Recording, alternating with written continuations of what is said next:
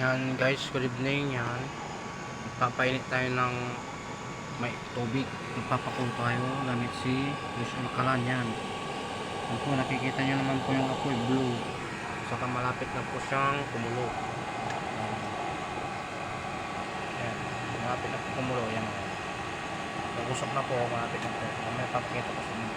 Gamit natin yung blower. Yung blower naman natin guys ay nakasaksak sa malit nating power station. Yan, naman, oh. Yan, ito po yung power inverter with blower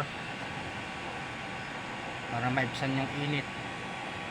Yung battery natin na lithium ion, may kalakip na active balancer. Yan, yan po, active balancer. And then ito po yung BMS nya, 20 amperes lang po, medyo may kaliitan.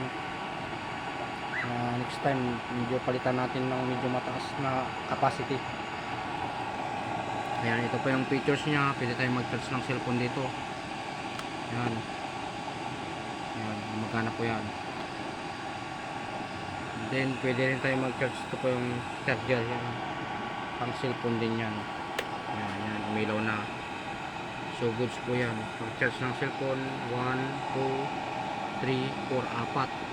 Pwede yung devices 4 sabay-sabay na i-charge mo yan. Pwede. Ang buo nito 11.8 volts. Tapos yung hinuhugot na power sa battery 1 ampere. So it's good. Goods na goods pa rin yan.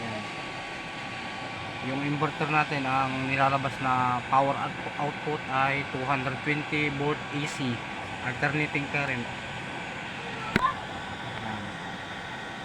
So medyo nakakatipid po tayo ng ano natin, ng kalan natin. So yung flow controller, so yan, kumukulo na guys. So patayin na natin yung wash oil inlet. Yan, kumukulo na po yan. Busok na, oh. So ayan, tinatanong nyo kung siguro mainit ay maitim ito kasi ginamitan natin ng kahoy ito. Kasi nagbibinta tayo ng Lucian Kalan. Yung blower na ginagamit natin, minsan yun yung binibigay natin sa mga bumibili. Kaya minsan walang blower ito, kaya hindi natin nagagamit. Kahoy yung pinagluluto natin, kaya maitim. Pero pag yung na gamit natin, hindi po yan maitim kasi blue po yung apoy. Yan, andahan po yun ninyo pag bumibili po kayo, dapat blue po yung apoy, hindi pula. Kasi pag pula, mauling yung kadiro o yung ano yung sinasay mo. Ay, lakas ako, nangulun ako ang kaso. So ang hindi ko na muna video natin guys. Maraming salamat. Ito po yung nating DIY power station na maliit.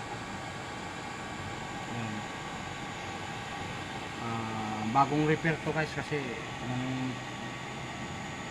nakarang power interruption natin, nagka-problema yung power station natin. Yan, bumigay po yung BMS natin.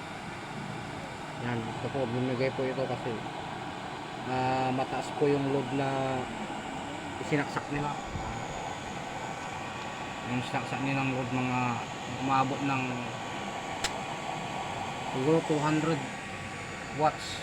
Kasi yung maximum nito 200 watts yung sinaksak siguro, kaya bumigay yung BMS natin. Kasi pag 200 watts ang hinuhugot ng power na amperes nyo, mga 30 amperes na po, hindi na po kaya ng BMS natin, kaya bibigay po siya. Kaya yun, mamamatay na po siya. Marami pong safety features tong battery natin.